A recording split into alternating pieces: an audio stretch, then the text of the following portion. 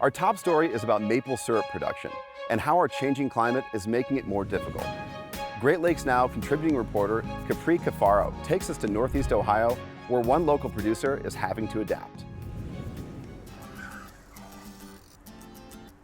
Chardon, Ohio is maple country, and Jen Freeman, president of Richards Maple Products, is a fourth-generation maple producer. Tell us a little bit about Richards Maple Products and how you and your family are connected to it. My great-grandparents started this back in 1910, and we've been going ever since. And I feel like we're really a staple in this community. Freeman's operation includes a general store stocked with a wide variety of maple products, including syrups, candies, and rubs, a sugar house for producing sap, and a 3-acre sugar bush. That's the term for a grove or orchard of sugar maples where the sap comes from. Historically, the weather in this region has been perfect for maple production. One of the blessings and the curses of Northeast Ohio is the snowfall. Lots of snowfall gives us great maple production in this region. Snow insulates the ground, preventing it from freezing too deeply and promoting growth. Snow also provides moisture to the maple trees as it melts, which increases sap production. But climate change is altering weather patterns, and that's forcing maple producers like Freeman to adapt. What kind of changes have you seen when it comes to the conditions surrounding maple production here in this region? So some of the changes I've seen is everybody used to tap by the calendar. Every agricultural product used to be done by the calendar, and that has changed over the years to now we just have to be ready when Mother Nature is ready. Maple sap flows during thaws, but thaws are less predictable now than in years past.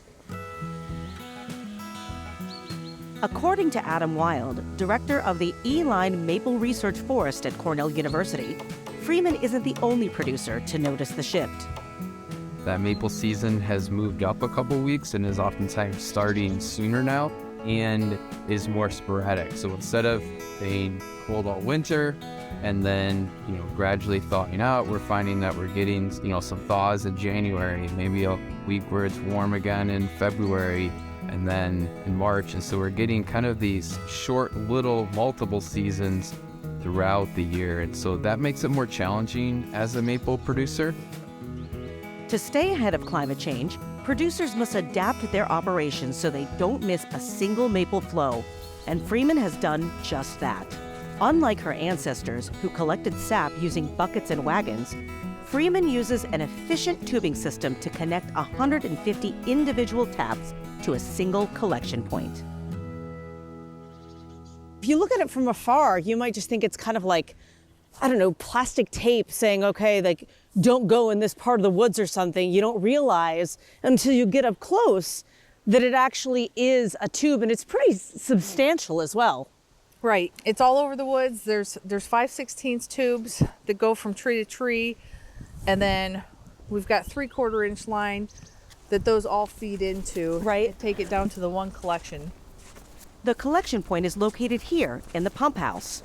So what is this huge contraption here? I see blue tubing, and then there's a lot of mechanics in the shed. There are, yeah. So this is our little pump house. This is where all the sap from the entire woods collects into one central location.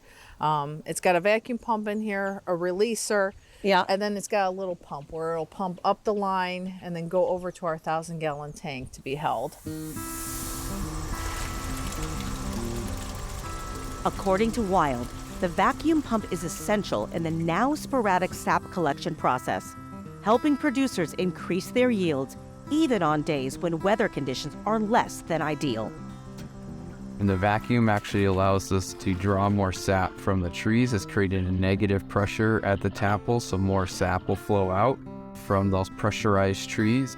And so we're able to gather more sap from those trees.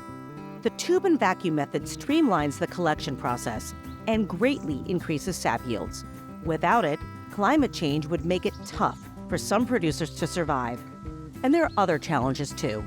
According to Wild, With more sap flowing sporadically and on unseasonably warm days, producers need to process sap fast before it spoils. I like to think of maple sap as kind of like milk, and you wouldn't keep milk out on a 70-degree day for too long because it's going to spoil, right? And so the maple sap is kind of like that.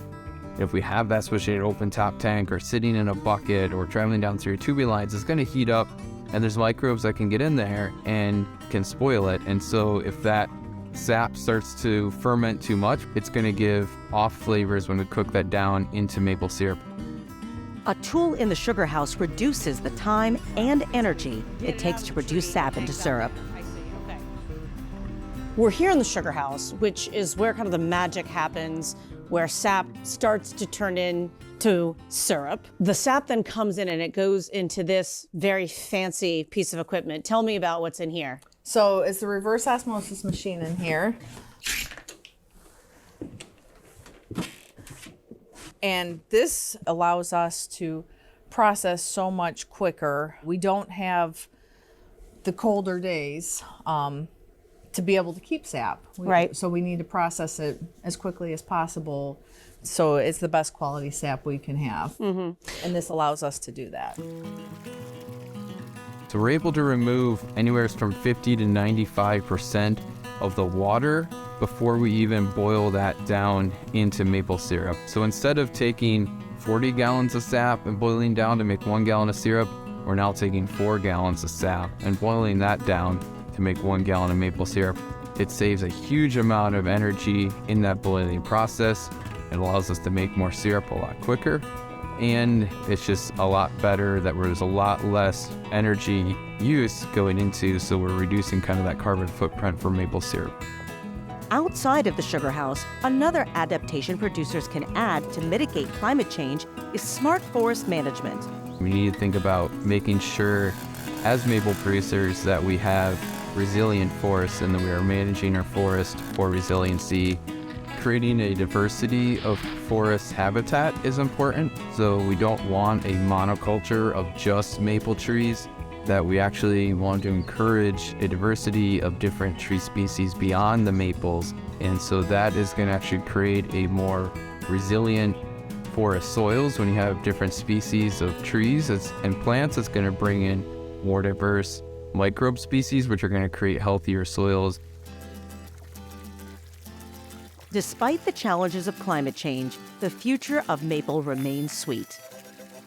Where do you see the maple industry and maple production in particular going in the next 100 years? From a sales consumer standpoint, I think that will continue to be strong.